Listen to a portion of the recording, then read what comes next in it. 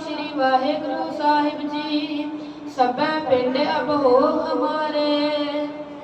सब पिंड अब होए हमारे। भाई सुबेग सिंह जी जिन्हां ने बड़ी सूझ दे नाल सियाणप दे नाल जकरिया खान दी फरियाद दी गल खालसे दे नाल कीती। भाई सुबेग सिंह जी दी गल नूं खालसे ने प्रवान करदिया होया फिर समुचे सिखां ने समुचे खालसे ने एक गुरमता सोधिया जिस दे विच ਇਹ फैसला किया गया कि जकरिया खान नूं ਉਹ 12 ਪਿੰਡਾਂ ਦੀ ਜ਼ਮੀਨ ਖਾਲਸੇ ਨੂੰ ਦੇਣੀ ਪਵੇਗੀ ਜਿਹੜੀ ਜ਼ਮੀਨ ਉਹਨੇ ਨਵਾਬੀ ਵੇਲੇ 1733 ਵੇਲੇ ਖਾਲਸੇ ਨੂੰ ਦਿੱਤੀ ਸੀ ਪਰ ਬਾਅਦ ਵਿੱਚ ਉਹਨੇ ਜ਼ਮੀਨ ਤੇ ਵੀ ਕਬਜ਼ਾ ਕਰ ਲਿਆ ਨਵਾਬੀ ਵੀ ਖੋ ਲਈ ਖਿਲਤ ਵੀ ਖੋ ਲਈ ਤੇ ਉਹਨੂੰ ਉਹ ਜ਼ਮੀਨ ਖਾਲਸੇ ਨੂੰ ਦੇਣੀ ਪਵੇਗੀ। ਜਦੋਂ ਇਹ ਬਚਣ ਦਾ ਫੈਸਲਾ ਹੋ ਗਿਆ ਗੁਰਮਤਾ ਸੋਧ ਲਿਆ ਗਿਆ ਤੇ ਨਵਾਬ ਕਪੂਰ ਸਿੰਘ ਜੀ ਨੂੰ ਦੱਸਿਆ ਗਿਆ ਕਿਉਂਕਿ ਨਵਾਬ ਕਪੂਰ ਸਿੰਘ ਜੀ ਦੇ ਸੈਨ ਜਾਂ ਮੋਹਰ ਹੁਲਾ ਕੇ ਹੀ ਇਹ ਗੁਰਮਤਾ ਪਾਸ ਹੋਣਾ ਸੀ ਤੇ ਨਵਾਬ ਕਪੂਰ ਸਿੰਘ ਜੀ ਨੇ ਜਦੋਂ ਇਹ ਸਾਰਾ ਕੁਝ ਸੁਣਿਆ ਤੇ ਨਵਾਬ ਕਪੂਰ ਸਿੰਘ ਜੀ ਨੂੰ ਇਸ ਗੁਰਮਤੇ ਤੇ हक विच ना कुछ दिखाई दिता अते इस गुरमते नूं ना कर दिती कि यह फैसला प्रवान नहीं किया जाएगा क्योंकि इस दे विच जो गल्लां लिखियां गईयां हन वो गल्लां खालसे नूं हेठी करदियां हन खालसे नूं नीवे पन वल खड़दियां हन क्योंकि खालसा किसी दा मोहताज नहीं है खालसा खुद मालिक है खालसा ते सारी सृष्टि का मालिक है क्योंकि जदों खालसे शब्द दे आपां अर्थ पढ़ांगे कोशां दे विचों ते कोशां दे विच खालसे दे अर्थ हन ਉਹ ਜ਼ਮੀਨ ਜਾਇਦਾਦ ਜਿਹਦਾ ਸੰਬੰਧ ਇੱਕ ਬਾਦਸ਼ਾਹ ਦੇ ਨਾਲ ਹੋਵੇ ਉਹਨੂੰ ਕਿਹਾ ਜਾਂਦਾ ਹੈ ਖਾਲਸਾ ਪਰ ਜਿਹੜਾ ਖਾਲਸਾ ਗੁਰੂ ਗੋਬਿੰਦ ਸਿੰਘ ਜੀ ਨੇ ਸਾਜਿਆ ਹੈ उस दा संबंध ते कोट ब्रह्मांड को ठाकुर स्वामी सर्ब जियां का दाता रे जेड़ा खालसा गुरु गोबिंद सिंह जी ने साजिया है ओदा संबंध ते करोड़ा जमीना जायदादा पृथ्वियां दे नाल जुड़िया होया है ते खालसा एडा वड्डा मालिक है जेदा अंत ही नहीं पाया जा सकदा क्योंकि ये खालसा परमात्मा दा रूप है ते गुरु गोबिंद सिंह पातशाह जी ने आप साजिया है। नवाब कपूर सिंह जी कहते खालसा जी इस गुरमते दे विच खालसे दी हेठी हुंदी है क्योंकि खालसा किसी दा मोहताज नहीं है। हाँ दूसरे ते खालसे दे मोहताज हो सकते हैं पर खालसा किसी दा मोहताज नहीं है। खालसा खुद एक मालिक है ते मालिक नौकरां दे अगे हाथ अड्डे ये चंगी गल नहीं है। तुसी ये जिहड़ा गुरमता कर रहे जे कि जकरिया खान एक भिखारी बिरती दा बंदा नीच बंदा ओदे कोलों तुसी मंग रहे जे 12 पिंडां दी जमीन ਇਹਦੇ ਵਿੱਚ ਖਾਲਸੇ ਦੀ ਹਾਨੀ ਹੈ। मैं ਤੁਹਾਨੂੰ कहना जथेदार होने के नाते ते कि तुसी सारा जमीन जायदाद जिन्ने भी पिंडां दे उत्ते निशान साहब चला देवोगे अज तो बाद सारे खालसे दा ही होणगे। ਇਹਦੇ ਵਿੱਚ ਮੰਗਣ ਦੀ ਲੋੜ ਕੋਈ ਨਹੀਂ क्योंकि सारा कुछ है ही खालसे दा ते जिथे खालसे दा पड़ा पै गया जिथे खालसे दा निशान साहब गड्ढिया गया जिथे खालसे दे पैर पै गए वो जमीन जायदाद पिंड नगर देश खालसे दा ही है। इस करके खालसा जी ये जिहड़ा फैसला मैं नहीं प्रवान करांगा। जिहड़ी गल रह गई पिंडां दी सबे पिंड अब हमरे होए आ जिन्ने भी पिंड हन सारा खालसे दा है।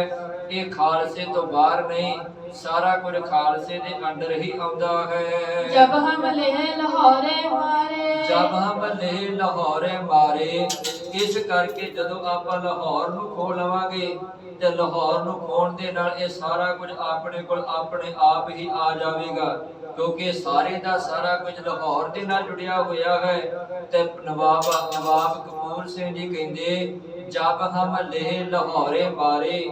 ਆਪਾਂ ਲਾਹੌਰ ਨੂੰ ਮਾਰਦੇ ਹਾਂ। ਲਾਹੌਰ ਨੂੰ ਮਾਰਨ ਤੋਂ ਭਾਵ ਹੈ ਕਿ ਲਾਹੌਰ ਤੇ ਜਾ ਕੇ ਨਿਸ਼ਾਨ ਸਾਹਿਬ ਚਲਾਉਂਦੇ ਹਾਂ, ਲਾਹੌਰ ਤੇ ਜਾ ਕੇ ਕਬਜ਼ਾ ਕਰਦੇ ਹਾਂ।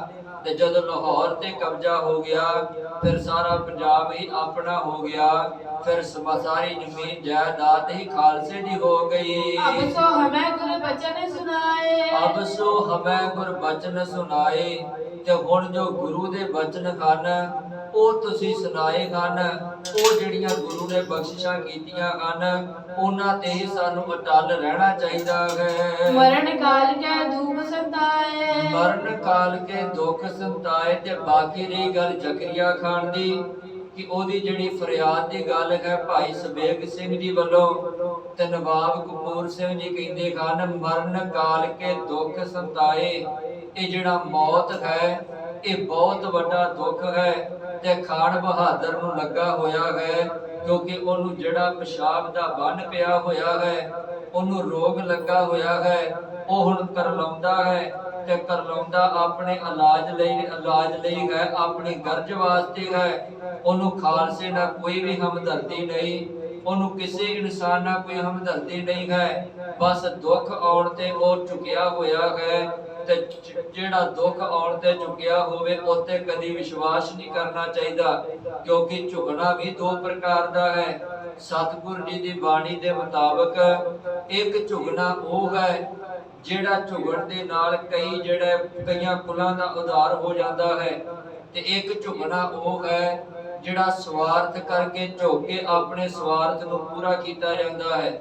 ਜਿਵੇਂ ਸਤਿਗੁਰ ਜੀ ਦੀ ਬਾਣੀ ਦੇ ਵਿੱਚ ਇੱਕ ਵਚਨ ਆਉਂਦਾ ਹੈ, ਸਤਿਗੁਰੂ ਕਹਿੰਦੇ ਹਨ ਇੱਕ ਰੁੱਖ ਨੂੰ ਫਲ ਲੱਗੇ ਹਨ ਤਾਂ ਜਦੋਂ ਉਹ ਫਲ ਪੱਕ ਜਾਂਦੇ ਹਨ ਉਹਨਾਂ ਟਾਹਣੀਆਂ ਨੂੰ ਝੁਕਾਉਣ ਦੀ ਲੋੜ ਨਹੀਂ ਪੈਂਦੀ, ਕਿਉਂਕਿ ਉਹਦੇ ਵਿੱਚ ਰਸ ਭਰਨ ਦੇ ਨਾਲ ਉਹ ਟਾਹਣੀਆਂ ਆਪਣੇ ਆਪ ਹੀ ਝੁਕ ਜਾਂਦੀਆਂ ਹਨ, ਕਿਉਂਕਿ ਉਹਨਾਂ ਫਲਾਂ ਦੇ ਵਿੱਚ ਰਸ ਭਰ ਗਿਆ, ਅੰਦਰੋਂ ਉਹ ਭਰਪੂਰ ਹੋ ਗਏ ਹਨ।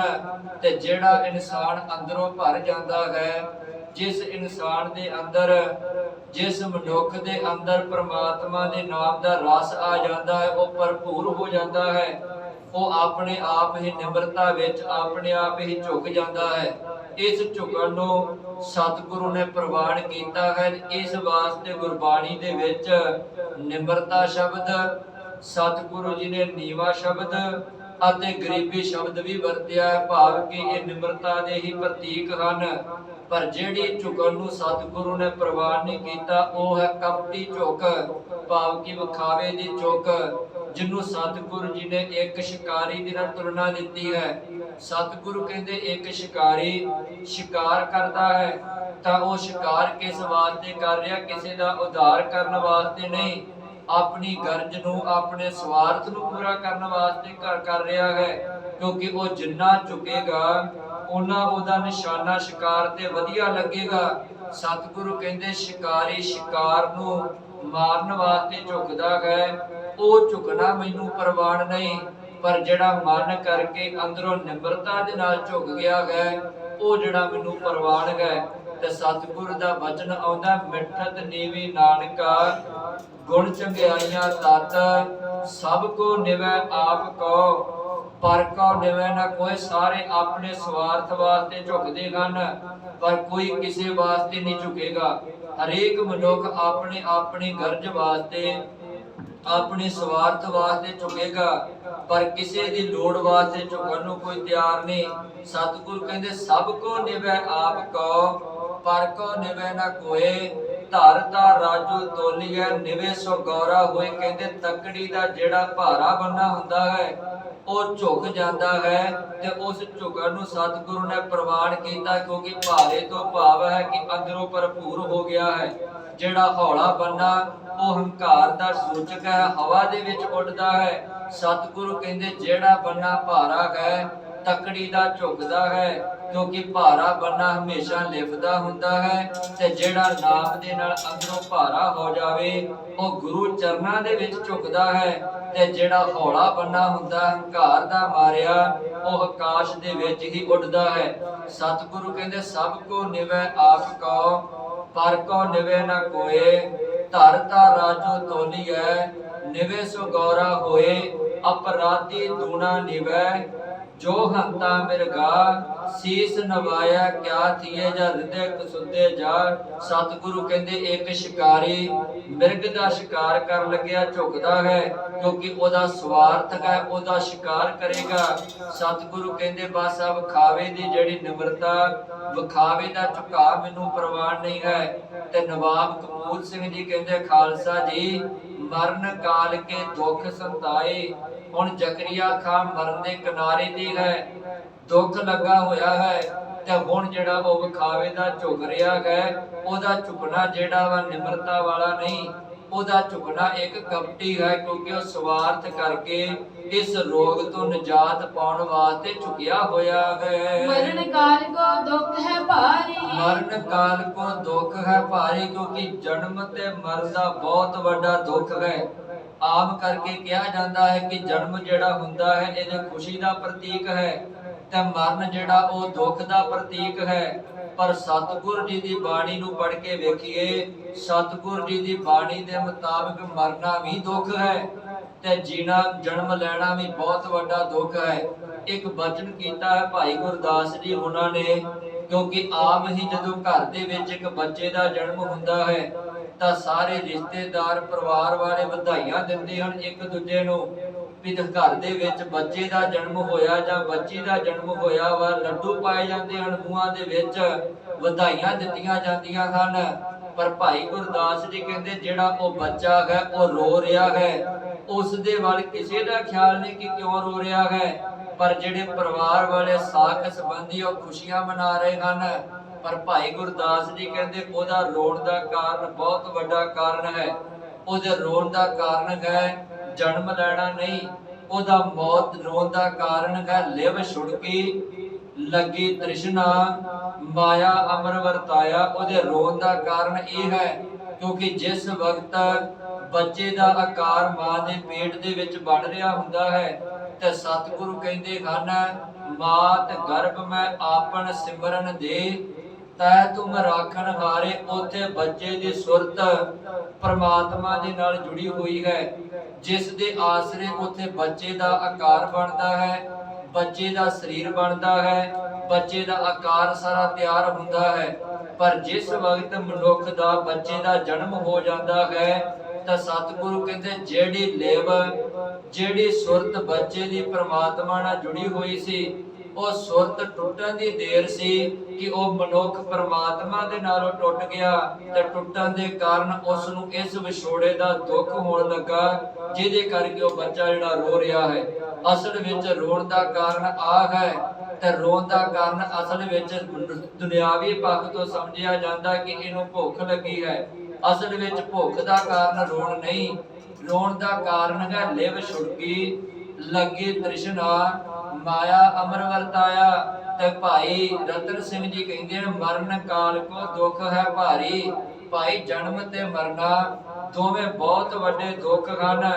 ਜਨਮ ਲੈਣਾ ਵੀ ਬਹੁਤ ਵੱਡਾ ਦੁੱਖ ਹੈ ਤੇ ਮਰਨਾ ਵੀ ਬਹੁਤ ਵੱਡਾ ਦੁੱਖ ਹੈ। ਤੇ ਜ਼ਕਰੀਆ ਖਾਨ ਜਿਹੜਾ ਮਰਨ ਦੇ ਕਿਨਾਰੇ ਤੇ ਪਿਆ ਹੈ ਉਹਨੂੰ ਇਸ ਮਰਨ ਦਾ ਹੁਣ ਬਹੁਤ ਭਾਰੀ ਦੁੱਖ ਲੱਗਾ ਹੈ। ਨਵਾਬ ਕਪੂਰ ਸਿੰਘ ਐਸੇ ਉਚਾਰੀ, ਨਵਾਬ ਕਪੂਰ ਸਿੰਘ ਐਸ ਉਚਾਰੀ। ਨਵਾਬ ਕਪੂਰ ਸਿੰਘ ਨੇ ਇਸ ਤਰੀਕੇ ਦੇ ਨਾਲ ਖਾਲਸੇ ਨੂੰ ਬਚਨ ਉਚਾਰ ਕੇ ਕਹਿ ਦਿੱਤੇ, ਜਨਮ ਮਰਨ ਜਗ ਦੁੱਖ ਹੈ ਆਹੀ, ਜਨਮ ਮਰਨ ਜਗ ਦੁੱਖ ਦੋ ਆਹੀ।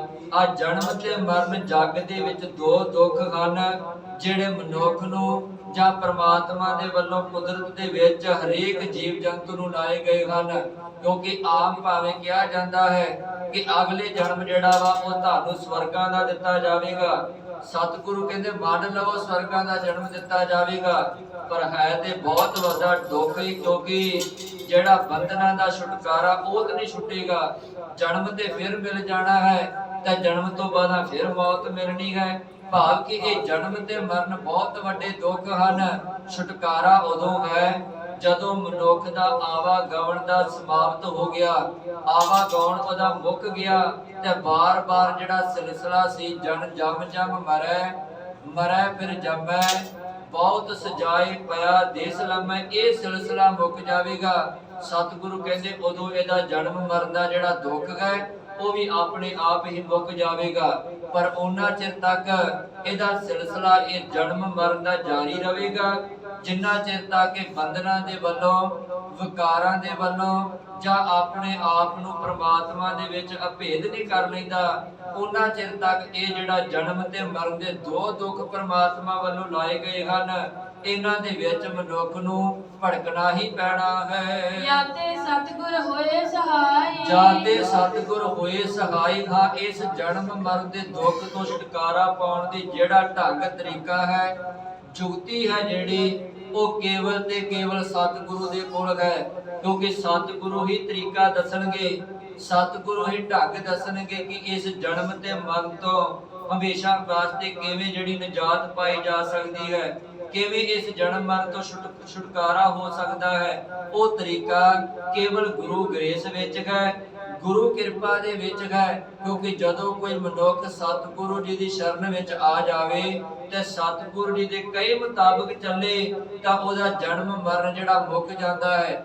ਜਿਵੇਂ ਉਦਾਹਰਨ ਦੇ ਤੌਰ ਤੇ ਬਾਬਾ ਬੁੱਢਾ ਸਾਹਿਬ ਜੀ ਨੇ ਪਹਿਲੀ ਵਾਰੀ ਜਦੋਂ ਗੁਰੂ ਨਾਨਕ ਪਾਤਸ਼ਾਹ ਜੀ ਦੇ ਦਰਸ਼ਨ ਕੀਤੇ ਸਨ ਤੇ ਉਸ ਵਕਤ ਬਚਨ ਕਹੇ ਸਨ, ਬਾਬਾ ਜੀ ਸਤਿਗੁਰੂ ਤੁਹਾਡੇ ਬਚਨਾਂ ਨੂੰ ਸੁਣ ਕੇ ਅੰਦਰ ਨੂੰ ਆਨੰਦ ਮਿਲਦਾ ਹੈ। ਤੇ ਸਤਿਗੁਰੂ ਨੇ ਕਿਹਾ, ਪੁੱਤਰ ਜੋ ਮੰਗਣਾ ਚਾਹੁੰਦਾ ਮੰਗ ਲੈ, ਕੀ ਕਹਿਣ ਆਇਆ ਵਾ ਤੂੰ? ਤੇ ਉੱਥੇ ਬਾਬਾ ਬੂੜਾ ਜੀ ਨੂੰ, ਜਿੰਨਾ ਪਹਿਲਾ ਨਾਮ ਸੀ ਭਾਈ ਬੂੜਾ ਜੀ ਕਹਿੰਦੇ ਹਨ, ਸਤਿਗੁਰੂ ਜਨਮ ਮਰਨ ਦਾ ਦੁੱਖ ਕੱਟ ਦਓ, ਬਸ ਇਹ ਤੋਂ ਵੱਧ ਹੋਰ ਕੁਝ ਵੀ ਨਹੀਂ ਚਾਹੀਦਾ। ਭਾਵ ਕਿ ਜਿਹੜਾ ਜਨਮ ਮਰਨ ਦੁੱਖ ਹੈ ਉਹ ਕੇਵਲ ਸਤਿਗੁਰੂ ਹੀ ਕੱਟ ਸਕਦੇ ਹਨ। ਤੇ ਗੁਰੂ ਨਾਨਕ ਪਾਤਸ਼ਾਹ ਜੀ ਨੇ ਅਜਿਹੀ ਕਿਰਪਾ ਕੀਤੀ, 113 ਸਾਲ ਗੁਰੂ ਨਾਨਕ ਪਾਤਸ਼ਾਹ ਜੀ ਦੇ ਦਰ ਤੇ ਭਾਈ ਬੁੱਢਾ ਜੀ ਰਹੇ ਹਨ।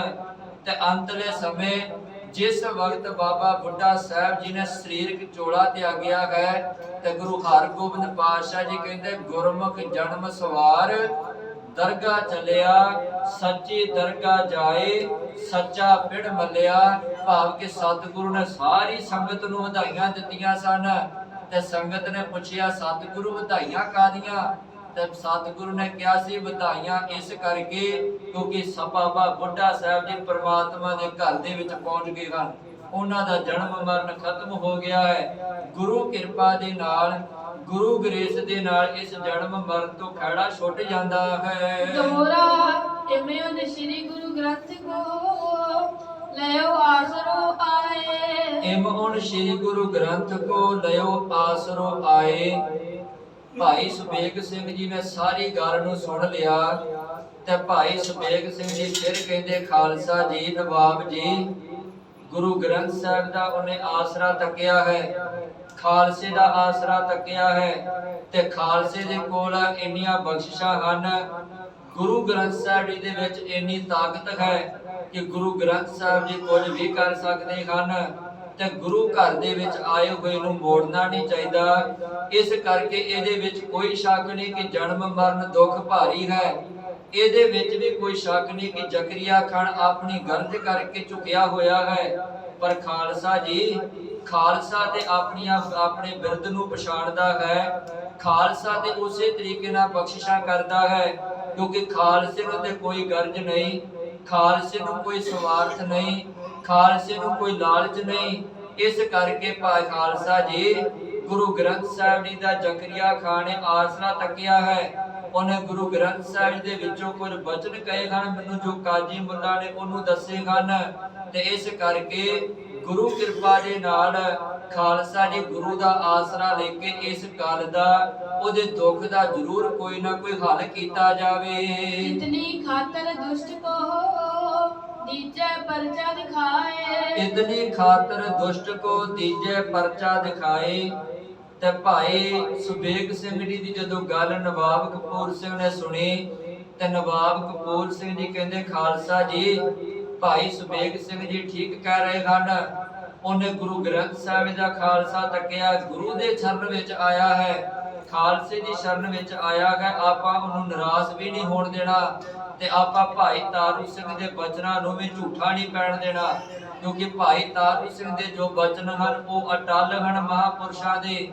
ਇਸ ਕਰਕੇ ਭਾਈ ਕਪੂਰ ਸਿੰਘ ਜੀ ਕਹਿੰਦੇ ਹਨ, ਨਵਾਬ ਕਪੂਰ ਸਿੰਘ ਜੀ, ਕਿ ਜੇ ਉਸ ਦੁਸ਼ਟ ਬਿਰਤੀ ਵਾਲੇ ਪਾਪੀ ਬੰਦੇ ਜ਼ਕਰੀਆ ਖਾਨ ਨੇ ਖਾਲਸੇ ਦਾ ਆਸਰਾ ਤੱਕਿਆ ਹੈ, ਗੁਰੂ ਦਾ ਆਸਰਾ ਲਿਆ ਹੈ, ਤੇ ਖਾਲਸਾ ਫਿਰ ਉਹਨੂੰ ਆਪਣੀ ਕਲਾ ਕਰਕੇ ਵਿਖਾ ਦਿੰਦਾ ਹੈ। ਚੌਪਈ ਦੁਸ਼ਟਨ ਬਖਸ਼ਨੋ ਬਜੈ ਅਜੋਗ। ਦੁਸ਼ਟ ਬਖਸ਼ਨੋ ਬਟੋ ਅਜੋਗ, ਕਿਉਂਕਿ ਦੁਸ਼ਟ ਨੂੰ ਬਖਸ਼ ਦੇਣਾ ਇਹ ਬਹੁਤ ਵੱਡੀ ਗੱਲ ਹੈ।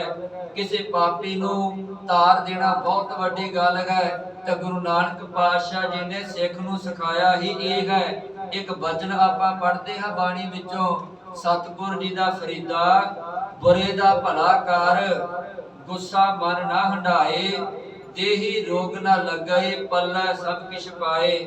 ਨਵਾਬ ਕਪੂਰ ਸਿੰਘ ਜੀ ਕਹਿੰਦੇ ਕਿਸੇ ਦੁਸ਼ਟ ਨੂੰ ਤਾਰ ਦੇਣਾ ਇਹਦੇ ਵਿੱਚ ਪੁੰਨ ਹੈ, ਇਹਦੇ ਵਿੱਚ ਭਲਾ ਹੈ, ਤੇ ਖਾਲਸਾ ਤੇ ਵੈਸੇ ਭਲਾ ਕਰਦਾ ਹੈ। ਖਾਲਸਾ ਜੀ ਇਸ ਮਸਲੇ ਦਾ ਕੋਈ ਹੱਲ ਕਰਨਾ ਚਾਹੀਦਾ ਹੈ। ਗੁਰ ਕੇ ਬਚਨ ਰੱਖਣ ਭਇਓ ਜੋਗ। ਗੁਰ ਕੇ ਬਚਨ ਰੱਖਣ ਭਇਓ ਜੋਗ, ਕਿਉਂਕਿ ਗੁਰੂ ਦੇ ਸ਼ਬਦ, ਗੁਰੂ ਦੀ ਕਿਰਪਾ, ਗੁਰੂ ਦੇ ਸ਼ਬਦ ਉੱਤੇ ਸਾਨੂੰ ਆਸਰਾ ਲੈਣਾ ਚਾਹੀਦਾ ਹੈ।